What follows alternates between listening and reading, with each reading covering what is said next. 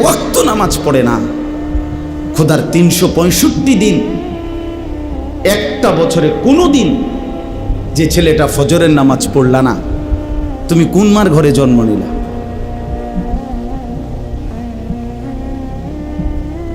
তুমি কোন বাপের ঘরে জন্ম নিলা? তোমার মায়ের 2 বছরের দুধের হক কি আদায় করো? মুসলমানের বাচ্চা এত বড় গাদ্দার হয় কেমনে বেটা? এত বড় নাফরমান, এত বড় হাইওয়ান, এত বড় চতুষ্পদ জানোয়ার মুসলমানের ঘরে হয় কেমনে বেটা? কেমনে হয় বেটা? এই জন্য মনে রাখো বেটা, যে কপালে সেজদা নাই সে কোনো মানুষ না।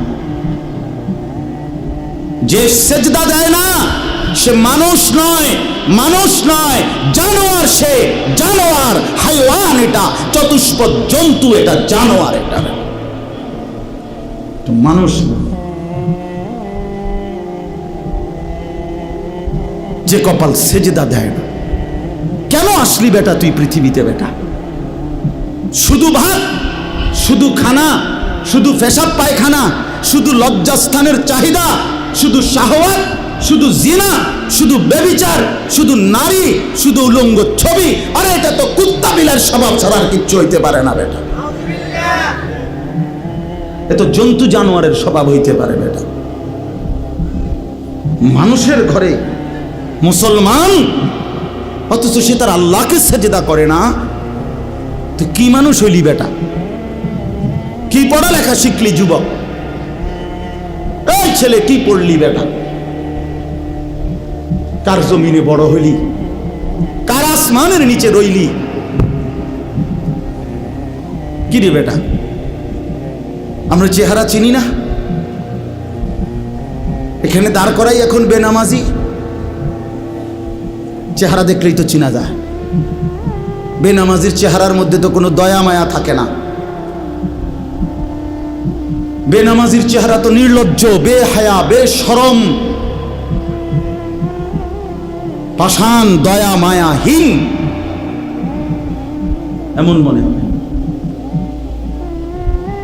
এজন্য বন্ধু, নিজেকে আরেকবার ভেবে দেখো। তুমি মায়ের সন্তান, তুমি বাবার সন্তান, তুমি মুসলমানের সন্তান। এই কালেমা বড় দামি কালেমা। আমি 72 বছর বয়স্ক, 72 বছর বয়স বুড়া চাচা, এরকম একজন বয়স্ক লোককে গত আগস্ট মাসে কালেমার দাওয়াত দিছিলাম। উনি হিন্দু। 2.5 ঘন্টা ওনারে বুঝাইছিলাম, বলছিলাম, কিন্তু উনি এটা বলে যে ঈশ্বর অদ্বিতীয়, ঈশ্বরের কোনো অংশীদার নাই। আমি প্রতিমা পূজা করি না, উনি এই কথাটা বলে, কিন্তু উনি কালেমা। আমি বললাম, চাচা, আমাদের সাথে আরো আলেমা ছিল, চাচা আপনি এই কথাটাই বলেন, এই কথাটাই বলেন, এটাই কালেমা। আপনি যেটা বিশ্বাস করেন এই কথাটা মুখে বলেন না, কালেমা আরবিটা বলেন, লা ইলাহা ইল্লাল্লাহু মুহাম্মাদুর রাসূলুল্লাহ, এটা বলেন। কত অনুরোধ করলাম, কামসি পর্যন্ত, বিশ্বাস করেন চাচার মুখ দিয়ে এই কথাটা বাইর করতে পারলাম না। কয় না, আমি এটা পড়তাম না। তখন আমি আমার সাথীদেরকে বললাম, হ্যাঁ এবার 72 বছর বয়স্ক একজন মুরব্বী, 72টা বছর জীবন পার হয়ে গেছে, অথচ তার জবান দিয়ে একটাবার কালেমা উচ্চারণ করল না। আর আল্লাহ তাআলা সেই কালেমা আমাদেরকে কত হাজারবার বলার তৌফিক দিছে। কত বড় নিয়ামত, কত বড় সৌভাগ্য যে আমি এক মুসলমান মায়ের ঘরে জন্ম নিছি, আমি এক মুসলমান বাবার ঘরে জন্ম নিছি। আমাদের কি যোগ্যতা ছিল? আমাদের কোনো যোগ্যতা ছিল এখানে? শুধুই কার দয়া? এত বড় দয়া যে আল্লাহ করলেন, এত বড় মায়া যে আল্লাহ করলেন, নিজে আল্লাহ পছন্দ করে আমারে ঈমান দিলেন, ঈমানদারের ঘরে জন্ম দিলেন, মুসলমানের পরিচয়টুকু দিলেন, মুমিনের পরিচয়টুকু দিলেন। সেই আমি কেমনে আল্লাহর নাফরমানি করি?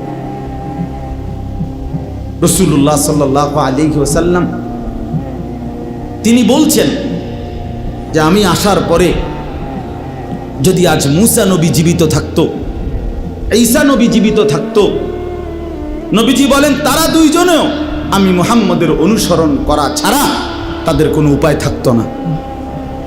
গোটা পৃথিবীতে আল্লাহ নবী সাল্লাল্লাহু আলাইহি সাল্লাম পরিষ্কার বলছেন আমার আবির্ভাবের পরে আর পৃথিবীর কোনো ধর্ম নাই, ধর্ম শুধু একটাই, আমার মাধ্যমে আল্লাহ তাআলা ইসলামের নাম হিসাবে যেই কালেমা, যেই ধর্ম, যেই বিধান আল্লাহ দিয়েছেন আগামীর ইসরাফিলের ফু পর্যন্ত এটাই বিধান, এটাই কালেমা, এটাই ঈমান, এটাই পরিচয়, এটাই জান্নাত লাভের একমাত্র রাস্তা। তো সেই পরিচয়টা আল্লাহ আমাদেরকে দিয়েছেন। আলহামদুলিল্লাহ আমরা নিজেদেরকে মুসলমান বলি ভাইয়া, তো তুমি আমি মুসলমান বলো, ভোটার আইডি কার্ডের মধ্যে, জন্ম নিবন্ধন সনদে, পাসপোর্টে, সব জায়গায় আমরা নিজেদেরকে মুসলমান পরিচয় দেই, আমাদের ধর্ম ইসলাম আমরা লেখি, তা আমরা কেন সেজদা করব না? আমরা কেন নামাজ পড়ব না ভাইয়া? আমরা কেন রাসূলুল্লাহ সাল্লাল্লাহু আলাইহি সাল্লামের সুন্নাতের অনুসরণ করব না কেন? এর চাইতে বড় দুর্ভাগ্য আর কি? অনেক ছেলে, এই জন্য অনেক যুবক ভাই সবার কাছে অনুরোধ করলাম ভাইয়া, আমার হাত জোর করা অনুরোধ, সেজদা করো, নামাজ পড়ো। সেজদা না করলে কোরআন শরীফে আছে সেজদা যদি না করে তো ইবলিস তার পরিচয় 1 ঘন্টা আগেও তারে কোনো ইবলিস কইতো না, শয়তান বলতো না, তার নাম ছিল মুআল্লিমুল মালাইকা। এই যারে এখন ইবলিস বলে তার আগে পরিচয় ছিল সে ছিল ফেরেশতাদের শিক্ষক, সে ছিল জিন, কোরআন শরীফে আছে, সে ছিল ফেরেশতাদের টিচার। কিন্তু যখনই একটা সেজদা করে নাই, আদম আলাইহিস সালামকে সেজদা করতে বলছে আল্লাহ, তো কয়টা সেজদা করে নাই? একটা সেজদা না করার কারণে তার পরিচয় হয়ে গেল পরবর্তী মিনিট থেকে শয়তান। তাহলে এই জন্য শয়তানকে কেন শয়তান বলা হইল? সেজদা না করার কারণে। কথা বলেন না কেন? এই জন্য সেজদা না করলে শয়তান হয়, ইবলিস হয়, মরদুদ হয়, অভিশপ্ত, মালউন, লানতের যোগ্য, রাজিম, ঘৃণিত। এই জন্য ভাইয়া তুমি কোনোভাবে দামি হইতে পারবা না, দামি হইতে পারবা না। সেজদাবিহীন দামি হয় না। দুনিয়া তুমি আল্লাহর নাফরমানি করে যা ভোগ করতেছ, আলহামদুলিল্লাহ আমরাও আল্লাহর হুকুম মাইনা দুনিয়া তা ভোগ করতেছি। এই বাজার, ব্যবসা, দোয়ান, ভাত, মাছ, চাল, ডাল, বউ, বাচ্চা, স্ত্রী, সন্তান, সংসার, ফাঙ্গাস, তেলাপিয়া, ধন্যভাতা, কাঁচামরিচ, ফার্মের মুরগা, কক মুরগা, খাট, পালং, সোফা, ফার্নিচার, ফ্রিজ, এসি, হ্যাঁ, টাইলস, এটা আমরা যারা সেজদা দেই এটি আমরার কাছে আছে। কথা বলে না কেন? তুমি আলগা কি ভোগ করে লাইলা? তুমি আল্লাহর নাফরমানি কইরা সারাদিন মোবাইল টিপা আমাকে রাইতে লিখি শান্তের দেশে থাও নাকি? তো আর কি তা? তো তুমি বেকুব আর কিতাব মানে বেশতি কি? হ্যাঁ, বেশতি কি? শুধু শুধু ধোকা, শুধু ধোকা, শুধু বোকামি করলো, ধোকা খাই। দুনিয়া এমনি মিলে যায়, দুনিয়া এমনি মিলে যায়। আল্লাহ পাক কোরআনে ওয়াদা দিছেন, আমি যাকে বানাইছি তার দুনিয়ার রিজিক আমি দেবই দেব। এই জমিনে যত কিছু আমার বিচরণশীল মখলুক, আল্লাহ বলেন ওয়ামা মিন দাব্বাতিন ফিল আরদি ইল্লা আলাল্লাহি রিজকুহা, সকলের রিজিকের দায়িত্ব আমি আল্লাহ আমার কাঁধে তুলে নিলাম। তাফসীরের মধ্যে আছে হযরত মূসা আলাইহিস সালাম একদিন আল্লাহ তাআলাকে জিজ্ঞেস করলেন, আল্লাহ আপনার সমস্ত সৃষ্টি ছোট বড় সকলের রিজিকের কথা আপনার মনে থাকে, মনে রাখতে পারেননি। তো আল্লাহ তাআলা বললেন, মুসা তোমার সামনে একটা বড় পাথর আছে, এই পাথরটার মধ্যে তোমার হাতের লাঠিটা দিয়া বাড়ি দাও। মুসা আলাইহিস সালাম বাড়ি দিলেন, পাথরের একটা অংশ ভাঙ্গা পড়ছে। আচ্ছা আবার মারো, আবার মারলেন, আরেকটা অংশ ভাঙছে, আবার মারো, আবার মারলেন, পাথরের একটা অংশ ভাঙছে। 4 বার পাথরটাতে আঘাত করলেন। আঘাত করার পরে এরপরে পাথরটার ভিতর থেকে একটা ছোট্ট পোকা, একদম পিচ্চি, মুখে একটা সবুজ গাছের পাতা কুটকুট করে কামড়াইতেছে, খাইতেছে। এই অবস্থায় এই পাথরটার ভিতর থেকে এই পোকাটা নিচে পড়ছে। আল্লাহ তাআলা বললেন, মুসা ওই পোকাটা কি বলে কান পাইতে একটু শোনো। তাফসিরে রুহুল মাআনিতে আমরা পড়ছি, আরবি তাফসিরে। তো ছোট্ট পোকাটা মুসা আলাইহিস সালাম শুনতে পেলেন। ছোট্ট পোকাটা পড়ছে, সুবহানা মান ইয়ারানি ওয়া লা ইয়ানসানি। আমি আমার সেই মাওলার প্রশংসা করছি যিনি আমাকে প্রতিনিয়ত দেখছেন, আমাকে একবারও ভুলেন নাই। তো মুসা আলাইহিস সালাম বুঝলেন আল্লাহ তাআলা এতটা পাথরের ভিতরে এই ছোট্ট পোকার মুখে সবুজ গাছের পাতা যিনি পৌঁছাইতে পারেন, তিনি তার গোটা সৃষ্টির রিজিক ঠিকই পৌঁছাইতে পারেন।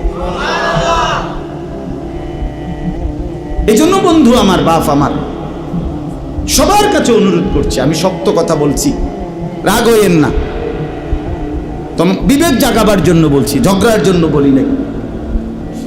কেন আমরা নামাজ পড়বো না? কেন নামাজ পড়বো না? রাসূলুল্লাহ সাল্লাল্লাহু আলাইহি সাল্লামের ভালোবাসার দাবি, মহব্বতের দাবি এটা, আল্লাহকে সিজদা করা। রাসূলুল্লাহ সাল্লাল্লাহু আলাইহি ওয়াসাল্লাম ইন্তেকালের পূর্ব মুহূর্তে আম্মাজান আয়েশা রাদিয়াল্লাহু তাআলা আনহাকে ওনার বুকের মধ্যে মাথা রাখা অবস্থায় নবীজি ইন্তেকাল করছিলেন। এই ইন্তেকালের পূর্ব মুহূর্তে হযরত জিবরাইল এবং আজরাইল দুইজন ফেরেশতাকে সামনে রেখে আল্লাহ নবী সাল্লাল্লাহু আলাইহি ওয়াসাল্লাম আম্মাজান আয়েশাকে বলছিলেন, আয়েশা আমি চলে যাচ্ছি আমার মালিকের কাছে, যাওয়ার আগে তোমার মাধ্যমে আমার উম্মতের জন্য আখিরি নসিহত, আমার উম্মতের জন্য আমার শেষ কথা, আসসালাত আসসালাত আসসালাত। আমার উম্মতকে বইল নামাজ ঠিক রাখতে, নামাজ ঠিক রাখতে, নামাজ ঠিক রাখতে। আমার বাপ, কোনো বাবা যদি মৃত্যুর পূর্বে কিছু ওসিয়ত করে, সন্তান যত পাষাণই হোক না কেন, সে তার মৃত্যু পথযাত্রী বাবার ওসিয়ত পালন করে। তা আমাদের নবী সাল্লাল্লাহু আলাইহি ওয়াসাল্লামের আখিরি নসিহত ছিল নামাজ, উম্মতের নামাজ। তো সেই নামাজ যদি আমরা আন্তরিকতার সাথে পালন না করি, তো আমাদের নবীর সাথে আমাদের সম্পর্ক কই? রাসূলুল্লাহ সাল্লাল্লাহু আলাইহি সাল্লাম কোরআনের মধ্যে আছে, সূরা নিসার মধ্যে আল্লাহ তাআলা বলছে, বন্ধু আপনাকে সামনে রেখে আপনার উম্মতের আমলনামা খোলা হবে। তো নবীজি সাল্লাল্লাহু আলাইহি সাল্লামের সামনে যখন আমলনামা উম্মতের খুলবে, তা আল্লাহ নবী সাল্লাল্লাহু আলাইহি সাল্লাম যখন দেখবে আমলনামায় পৃষ্ঠার পর পৃষ্ঠা, পৃষ্ঠার পর পৃষ্ঠা, এক ওয়াক্ত নামাজ নাই, ফজরের নামাজ নাই, 10 বছর, 5 বছর, 3 বছর, রাসূলুল্লাহ সাল্লাল্লাহু আলাইহি সাল্লাম বলবেন, হায় উম্মত, আমি শেষবারের মতো বলে গেছিলাম, আমার শেষ ওসিয়তটা ছিল নামাজ। তুই উম্মত আমার শেষ কথাটাও, আমার মৃত্যু পথযাত্রার সময় কথাটাও পালন করলি না। এই কি আমলনামা নিয়ে আসলি? আমি কেমনে আমার আল্লাহর কাছে সুপারিশ করব? নবী সাল্লাল্লাহু আলাইহি সাল্লামের সুপারিশ এটা মামুর বাড়ি না, হাউজে কাউসারের পানি সস্তা দরের কোনো পানি না যে আপনি চাইবেন আর দিয়ে দিবে। না না বাপ, বিষয়টা এমন না। আপনি ভালো আলেম থেকে জিজ্ঞাসা করে নিয়েন। সুপারিশ এটা আপনার মামুর বাড়ির আবদার না। কাকে সুপারিশ করবেন তা আল্লাহর পক্ষ থেকে নির্ধারিত করা আছে। কাকে হাউজে কাউসারের পানি পান করাবেন তাও আল্লাহ তাআলার পক্ষ থেকে নির্ধারিত করা আছে, নির্ধারিত করা আছে। এই জন্য এটাকে একবার ছোট্টখাট্ট খামখেয়ালি মনে করলে হইতো না। এই জন্য আপনি এই আমল নামা কেমনে দেখাইবেন? যুবক ভাই, তুমি তোমার এই নওজোয়ান কালের এই আমল নামাটা কেমনে দেখাইবা যে একটা সেজদাও নাই, ফজর জোহর আসর মাগরিব এশা নাই? এমন হইল কেন? এই জন্য আমরা যারা রাসূলুল্লাহ সাল্লাল্লাহু আলাইহি সাল্লামকে ভালোবাসি, আমাদের দায়িত্ব এটা 5 ওয়াক্ত নামাজ পড়া। কি পড়া বলেন? এটা পড়তেই হবে, পড়তেই হবে, এটা পড়তেই হবে। কোরআন এবং সুন্নাহর মধ্যে অসংখ্য প্রমাণ আছে যেখান থেকে আল্লাহ এবং তার রাসূল নামাজের গুরুত্ব বারবার বারবার বলেছেন। আল্লাহ আমাদেরকে বুঝার তৌফিক দান করেন। আমাদের নবী সাল্লাল্লাহু আলাইহি সাল্লাম সারা আলমের জন্য নবী, সারা কায়নাতের নবী। তা এত বড় শ্রেষ্ঠতম নবী পেয়ে আমরা যদি তাকে মূল্যায়ন না করি, তার কথা পালন না করি, তা এর চাইতে উত্তম আর কে হবে? এর চাইতে উত্তম আর কে আসবে আমাদেরকে বুঝাবার জন্য? নবীজির চাইতে উত্তম আর কে আসবে? কেউ আসবে না। সর্বশ্রেষ্ঠ ব্যক্তি, সর্বশ্রেষ্ঠ ব্যক্তি আল্লাহ তাআলা আমাদের জন্য দান করেছেন। কোরআনুল কারীমের মধ্যে আছে, আল্লাহ তাআলা বলেন, লাকাদ মান্নাল্লাহু আলাল মুমিনিনা ইয বাআসা ফীহিম রাসূলাম মিন আনফুসিহিম। আল্লাহ তাআলা বলেন যে হে মুমিনগণ, আমি আল্লাহ তোমাদের উপরে সবচেয়ে বড় যে দয়া করেছি সেটা হলো আমার রাসূল তোমাদের জন্য পাঠিয়ে দিয়েছি। এই পৃথিবীর সব কিছু আমার নিয়ামত, কিন্তু এগুলো আমি সবাইকে দিছি, কিন্তু আখিরি বন্ধু, আমার আখিরি বন্ধু, আমার শ্রেষ্ঠতম রাসূল, আমার কলিজার টুকরা আমি তোমাদেরকে দিয়ে দিছি, তোমাদের জন্য পাঠাইছি। আল্লাহ তার খাজানার সবচেয়ে বড় সম্পদ আল্লাহ তাআলা দান করছেন আমাদেরকে, দান করছেন আমাদের। এই জন্য দয়া করে আমরা যেন কদর করি। এই আয়াতের তরজমা শুনেন। নবী সাল্লাল্লাহু আলাইহি সাল্লামকে আল্লাহ তাআলা বলেন, কুল, হে নবী আপনি বলুন, ইয়া আইয়ুহান নাস, হে সমস্ত মানুষ, সারা পৃথিবীর মানুষকে আল্লাহ তাআলা ডাক দিতে বলছে। হে নবী আপনি বলেন, হে লোক সকল, হে জগতের সমস্ত মানুষ, শোনো তোমরা, ইন্নী রাসূলুল্লাহি ইলাইকুম জামিআ, নিশ্চয় আমি আল্লাহর রাসূল, ইলাইকুম জামিআ, তোমাদের সকলের জন্য, সারা পৃথিবীর বিশ্ব মানবতার জন্যে আমি হলাম আল্লাহর রাসূল।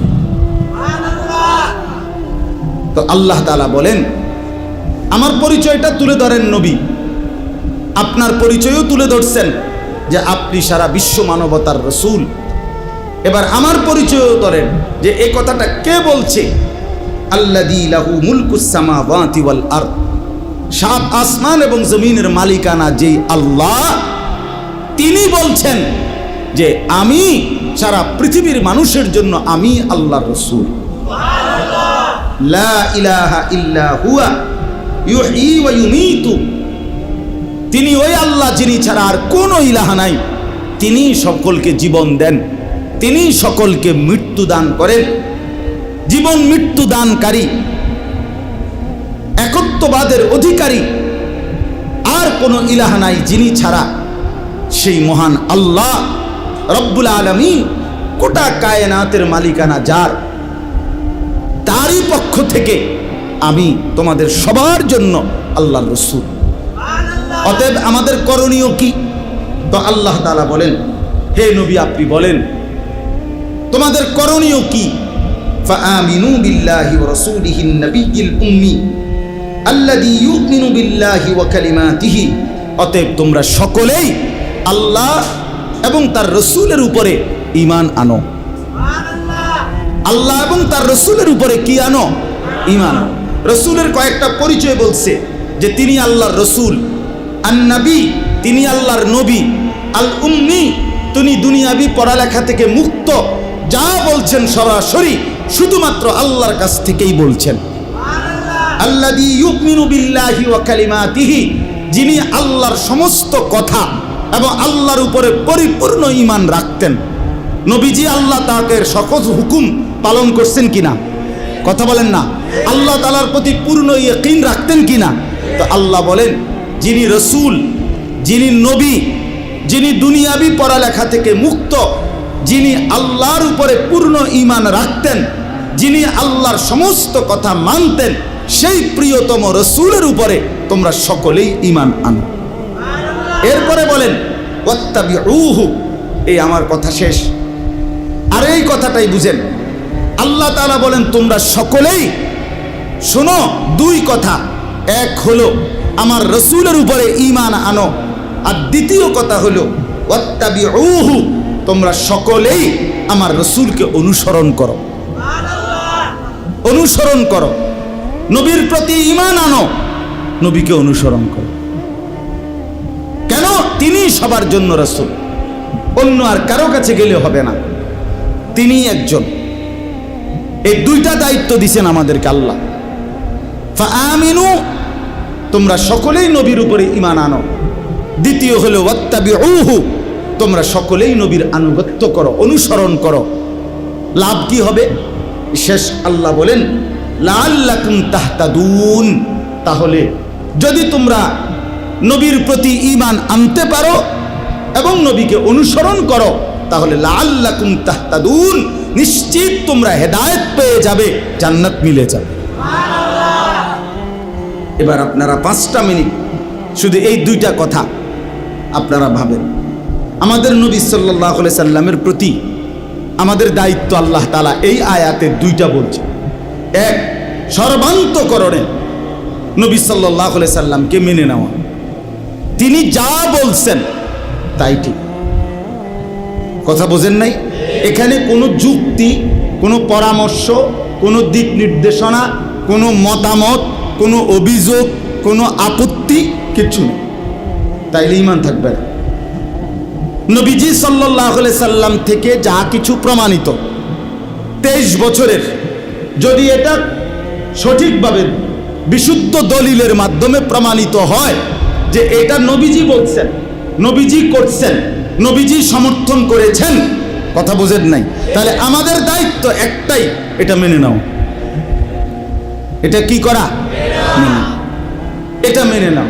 এখানে কোনো এশকাল করা যাবে না, কোনো কিছু না, কোনো আনা বর্তমান যুগে, বর্তমান অবস্থার প্রেক্ষাপটে ইত্যাদি ইত্যাদি না, কোনো কিছু না।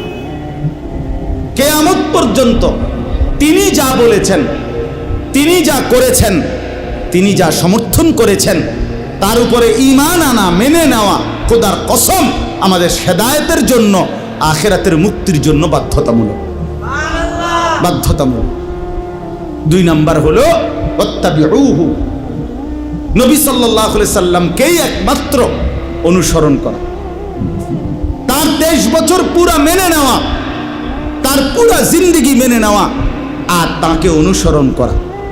হেদায়েতের জন্য এই 2 জিনিস জরুরি।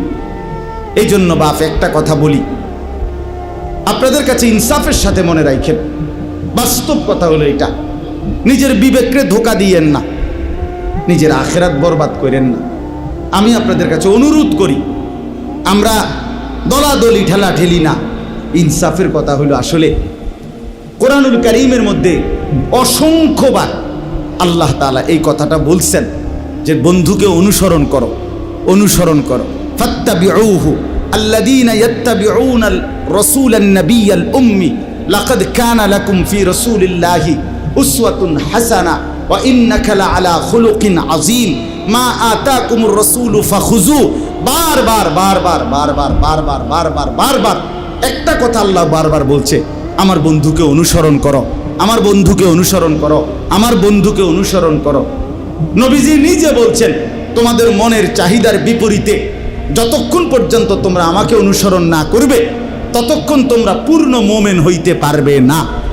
নবীজি বলছে, তোমরা আমার সুন্নাতকে আঁকড়িয়ে ধরো, তোমরা মাড়ির দাঁত দিয়ে আমার সুন্নতকে ধরো। বিশ্বাস করেন, এই শেষ কথাটা বুঝেন। এভাবে বহুভাবে আল্লাহ তাআলা নবীজির জবান দিয়ে শুনাইছেন, নবীজি আমাদেরকে শুনাইছেন নবীজিকে অনুসরণ করতে। অনুসরণ অনুসরণ অনুসরণ অনুসরণ, ইত্তেবা। অতএব একজন মুসলমানের রাসূলুল্লাহ সাল্লাল্লাহু আলাইহি সাল্লামের প্রতি ভালোবাসা, ইশক, মহব্বত, নবীর প্রেম, নবীর ভালোবাসা প্রমাণিত হবে। ইনসাফের কথা হলো এটাই, অনুসরণের মাধ্যমে। বিশ্বাস করে অনুসরণবিহীন ভালোবাসা হয় না, ভালোবাসা হয় না। ওই ভালোবাসা আখিরাতে টিকবে না, বিশ্বাস করেন। আল্লাহর দোহাই বললাম, শুধুমাত্র লাফালাফি ফালাফালি করলে, শুধুমাত্র ঢাক ঢোল বাজাইলে, শুধুমাত্র সই হুল্লুর হাঙ্গামা করলে, শুধুমাত্র বিভিন্ন আইটেম মুখরোচক মজাদার খাবার খাইলে রাসূলুল্লাহ সাল্লাল্লাহু আলাইহি সাল্লামের অনুসরণ, সুন্নতের ইত্তেবা, নবীজির পদাঙ্ক অনুসরণ, এটা যদি আপনার আমার মধ্যে না থাকে, বিশ্বাস করেন হাসরের ময়দানে এই ভালোবাসা টিকবে না। দুনিয়া মিলে যাবে, আখিরাত মিলবে না, পরকাল মিলবে না। এই জন্য আজকে এই কথাটাই বললাম। এখানে আল্লাহ তাআলা বললেন যে তোমাদের দুইটা দায়িত্ব, তোমরা আমার বন্ধুর প্রতি ঈমান আনবা, ওয়াত্তাবিউহু, এবং তাকে অনুসরণ করো, অনুসরণ করো। আজকে আফসোসের বিষয় হলো আমরা এই কথাটাই বুঝাইতে পারি না যে রাসূলুল্লাহ সাল্লাল্লাহু আলাইহি সাল্লামের সুন্নাতের অনুসরণের মাধ্যমে নবীজিকে ভালোবাসতে হয়। আপনি বছরের পর বছর কোনোদিন মেসওয়াক করলেন না, অথচ নবীজি মৃত্যু পর্যন্ত, কসম আল্লাহ, বুখারী শরীফের হাদিস, নবীজি ইন্তেকালের মুহূর্তে শেষ যখন দুনিয়া থেকে বিদায় নিবে, সেদিনও নবীজির হাতে, নবীজির আখিরি আমল ছিল নবীজি মিসওয়াক করছেন। আম্মা জান আয়েশা রাদিয়াল্লাহু তাআলা আনহা বলছেন, আমি নিজে মিসওয়াক চাবাইয়া দিছি নরম করে। নবীজি আস্তে আস্তে মিসওয়াক করছেন, এর কিছুক্ষণের মধ্যেই আল্লাহ তাআলার সান্নিধ্যে চলে গেছেন। তাইলে আপনি কোনোদিনও মিসওয়াক করলেন না, টুথপেস্ট, ব্রাশ আপনার কোনোদিন মিস হলো না, আপনি ব্রাশ করতে ভুললেন না, মিসওয়াক করতে মনে পড়লো না, আপনি দস্তরখান বিছাইতে মনে পড়লো না, ডাইনিং টেবিল ভুললেন না, আপনি ঘরে ঢুকতে, বের হইতে, টয়লেটে, বাথরুমে, গোসলে, আপনার খাদ্য পানীয়, আহার, নিদ্রায় নবীজির সুন্নাতের কথা আপনার মনেই পড়ে না, আপনি পালনই করেন না। তাইলে বাবা এটা কেমনে আল্লাহ রসুলের ভালোবাসা হয়? আমরা বুঝি না, আমরা বুঝি না বাপ। আমরা কত গালি শুনি, এরপরও আমরা বলি যে এটাই। তুমি আমগরে যাই বলো ভাই, ওয়াহাবি না শুধু, তুমি যদি ওয়াহাবির আব্বাও কও, তুমি যদি কও যে ওয়াহাবির দাদা, ওয়াহাবির শাস্তো ভাই, জ্যাঠতো ভাই, হুয়াতো ভাই, খালতো ভাই, তালতো ভাই, তাও কোনো সমস্যা নাই। আরও কোনো গালি থাকলে দিতে পারো, কোনো সমস্যা নাই। খোদার কসম আমরা বলেই যাব যে নবীজির সুন্নাত, নবীজির এক এক অনুসরণের মধ্যেই কেবল নবীজির ভালোবাসা নিহিত, এছাড়া হবে না, ভালোবাসা হবে না। নয়, ভালোবাসতে হলে অনুসরণ করতে হবে, অনুসরণ করলে ভালোবাসা প্রমাণিত হবে, সোজা হিসাব। এজন্য রাসূলুল্লাহ সাল্লাল্লাহু আলাইহি সাল্লামের সুন্নাত তরিকার বিরোধী হইয়া আপনি নবীর ভালোবাসা কবরে হাসরে প্রমাণ করতে পারতেন না বাবা। শুধু লাফাইয়েন না, আবারও অনুরোধ করছি, 60 বছর বয়স, এখনো বিড়ি খানার অভ্যাসটা ছাড়তে পারলেন না, আপনি নবীকে ভালোবাসেন না। আমরা বুঝি না, আমরা চিড়া খাই, আমরা বন দিয়া চা দিয়া ভিজাই খাই, হ্যাঁ, আমরা ভাত খাই না, আমরা ভাত খাই না। আপনার ঘরে আজকে 30 বছর ধরে প্রতিদিন রঙিন টেলিভিশনে আপনার বউ বাচ্চা নর্তকীর ছবি দেখে, নাচ গান, নাটক, সিনেমা দেখে, আপনি নবীকে ভালোবাসেন? আমরা বুঝি না, হ্যাঁ, আমরা বুঝি না। আপনি কোনোদিন দস্তরখান বিছাইবার কথা কদ্দুর মনেও পড়ে না, আপনি আল্লাহর নবীকে ভালোবাসেন? আহা, ইনসাফ না এটা। এই জন্য আপনাদের কাছে অনুরোধ করছি, সবার কাছে বললাম, এখানে এটা ধাক্কাধাক্কির বিষয় না, এটা গালিগালাজের বিষয় না, এটা আখেরাতের বিষয়। দুনিয়া আমার কাছেও আপনাদের হিসাব না, আপনাদের কাছেও আমার হিসাব না। কিয়ামতের ময়দানে আমি হিসাব নেব না, আপনি নেবেন না। আমরা প্রত্যেকেই আল্লাহর কাছে হিসাব দিতে হবে, আল্লাহ তাআলার কাছে এটা বুঝাই দিতে হবে। আল্লাহ বলবে, বান্দা আমি আমার বন্ধুকে অনুসরণ করতে বলছি। আচার ব্যবহার, চলা ফেরা, হাসি কান্না, রাত দিন সকাল দুপুর, সকল বিষয়ে, ঘর পরিবার স্ত্রী সংসার বাজার ব্যবসা দেশ জাতি রাজনীতি সকল ব্যাপারে আল্লাহ নবী সাল্লাল্লাহু আলাইহি সাল্লামের এক এক সুন্নাতের অনুসরণ, খোদার কসম এর মধ্যেই আমাদের ভালোবাসা নিহিত, আখিরাতের মুক্তি, আমাদের হেদায়েত, আমাদের জান্নাত এর মধ্যেই নিহিত। এই জন্য আমার কথা রইল এতটুকুই। সাহাবায়ে কেরাম এটাই বুঝতেন, সাহাবায়ে কেরাম নবীজিকে অনুসরণ করতেন, আর এই অনুসরণের মধ্যে ভালোবাসা প্রমাণ দিতেন। এই জন্য আজকে আফসোসের বিষয়, অনুসরণকারী যারা একটা একটা সুন্নত ধরে ধরে যারা পালন করে তাদেরকে গালি দেওয়া হয়। তাও আবার এমন মজার বিষয় যে গালি হিসাবে যে শব্দটা নির্বাচন করছে ওয়াহাবি, এটা কোনো গালি না। মানে আমার ছেলেরে একবার আমি ছোট্টবেলায়, একটু ছোট থাকতে আর কি, তার পায়ের ডানে বামে আপনার সে গজল, আরে একটা সূরা কইতে কইছি মাদ্রাসার অনুষ্ঠানে, সে বলে না মাইক দিয়া, তা আমি তার পায়ের দুই পাশে দুইটা বাড়ি দিছি আর ফ্লোরে বেদ দিয়া, ইচ্ছা করেই তার পায়ে দেই নাই। এরপরও কয় না, হ্যাঁ পরে ছেড়ে দিছি। পরে রাত্রে আমারে বাসায় গিয়া বলতেছে, আমারে কাছে আইসে, আব্বু লাগছে না। লাগছে না মানে ওই যে দুপুরে যে বাড়ি দিছি এটি কোনো হের পায়ে লাগছে না। আরে আব্বা আমি তো তোরা আসলে দিছি না বাড়ি, তো এতে মনে করছি খুশি যে আব্বু বাড়ি দিছি কিন্তু কি লাগছে না। তা আমিও অনেক সময় বলি যে আপনি যে আম করে গালি দিলেন লাগছে না, আমরা গায়ে লাগছে না, কারণ ওয়াহাবি এটা গালি না, এটা আল্লাহর নাম। এটা কার নাম? সৌদি আরবের মোহাম্মদ ইবনে আব্দুল ওয়াহাব আন-নজদি, যদি তার দিকেও সম্বন্ধ করা হয়, বলে তার কারণে বলা হয়, তাহলে তার নাম তো হলো মোহাম্মদ, আব্দুল ওয়াহাব না, তার বাপের নাম আব্দুল ওয়াহাব। আকীদা নিয়ে যার লগে সমস্যা, তার নাম হলো মোহাম্মদ। কথা বোঝেন নাই আমার?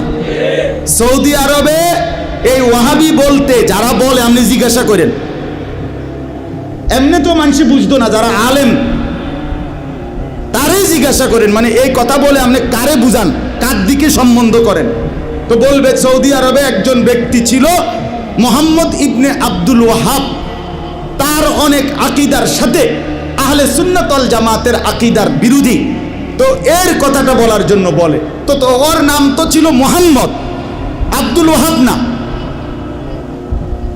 তাহলে গালি তো দিলে, তার দিকে ফিরাইলে তো তার নাম তো মোহাম্মদ, উনার নাম। দুই নাম্বার কথা হইল, আপনারা বলেন, একেবারে যে কোনো কেউ বলবেন, আপনারা বলেন যে কোনো বিবেকবান মানুষ যে আল্লাহর নাম যাদের নামের মধ্যে, তাদেরকে শুধু ওই নাম ধইরা বিদ্রুপ করার অনুমতি আসেনি? ওই যে মালিক, খালেক, সাত্তার, জব্বার, এরকম অনেকের নামের মধ্যে থাকে না, আব্দুল মালিক, আব্দুল খালেক, আব্দুল সাত্তার, আব্দুল জব্বার, আছে না নাম এরকম? তো ওইখানে শুধু এই মালিক খালেক এইটারে বিদ্রুপ করে বলার অনুমতি আছে? কেন নাই? কথা বলেন না কেন? কেন নাই? এই খোদার কসম, এই ওয়াহাব এটাও তো আল্লাহর নাম। আব্দুল ওয়াহাব মানে ওয়াহাবের বান্দা। সমস্ত হুজুররা দোয়া করে, রব্বানা লা তুজিগ কুলুবানা বাদা ইদ হাদাইতানা ওয়া হাব লানা মিন লাদুনকা রাহমা ইন্নাকা আনতাল ওয়াহাব। আপনি ওয়াহাব আল্লাহকে বলে, তা কোরআন শরীফে শিখানো আল্লাহর নাম হলো ওয়াহাব। তাহলে আপনি ওয়াহাবি বলে যদি কাউকে বিদ্রুপ করেন, গালি দেন, তো কার নাম ধরে আপনি গালিটা দিলেন? তো নিজের ক্ষতি কেন করলেন? ওই বেটার তো কিচ্ছু হইল না, আপনি নিজের আখিরাতটা বরবাদ করলেন, নিজের পরকালটা নষ্ট করে দিলেন। এই জন্য দয়া করে আমি সব সময় বলি যে ভাইয়া কোনো সমস্যা নাই, এই ওয়াহাবি মানে আল্লাহওয়ালা এটাও আমগরে দাও, আর সুন্নত তো আমরা পালন করি, আরো যদি কোনোটা বাকি থাকে সেটাও তালাশ করে আমগরে দিয়া দাও। সুন্নাতগুলো আমরা নিয়ে নেই, বিদআতগুলো তুমি নিয়ে আনো, তোমাদের বন্টনে আমরা খুশি। রাদিনা, আমরা খুশি হলাম। সুন্নাতগুলো আমগরে দিয়া দাও, বিদআতগুলো তোমরা নিয়ে আনো। এই জন্য মেহেরবানি করে সোজা হিসাব, এটা দলাদলি ঠেলাঠেলি ধাক্কাধাক্কির বিষয় না, এটা হাসরের ময়দানে আমার আপনার ফয়সালার বিষয়। এই জন্য দয়া করে আমরা প্রত্যেকে ইনশাআল্লাহ রাসূলুল্লাহ সাল্লাল্লাহু আলাইহি সাল্লামের অনুসরণ, সুন্নাতের ইত্তেবা, নবীজির একটা একটা নিয়ম পালন করার মাধ্যমে নবীজির ভালোবাসার প্রমাণ দিতে চেষ্টা করব ইনশাআল্লাহ। আল্লাহ তাআলা আমাদেরকে তৌফিক দেন, কবুল করেন। তিনটা কথা মোট বলছি। এক, যুবক ভাই তোমরা সবাই দয়া করে নামাজ পড়ো, নামাজ পড়ো, নামাজ পড়ো। 2 নাম্বার কথা হলো, আমরা রাসূলুল্লাহ সাল্লাল্লাহু আলাইহি সাল্লামকে আল্লাহ তাআলা পাঠিয়ে সারা পৃথিবীর জন্য আমাদেরকে 2টা দায়িত্ব দিয়েছেন। 1, নবীজির প্রতি পূর্ণ ঈমান আনা। 2, নবীজিকে পূর্ণ অনুসরণ করা। ঠিক আছে না? আর 3 নাম্বার কথা হলো, শুধুমাত্র গালি কাদা ছোড়াছড়ি ধাক্কাধাক্কি নয়, বরং চলেন সবাই মিলে আল্লাহর নবীকে অনুসরণের মাধ্যমে নবীজির সুপারিশ কামনা করি, হাউজে কাউসারের পানি তালাশ করি, আখিরাতের মুক্তি তালাশ করি। আল্লাহ আমাদের সবাইকে তৌফিক দেন, কবুল করেন, আমিন।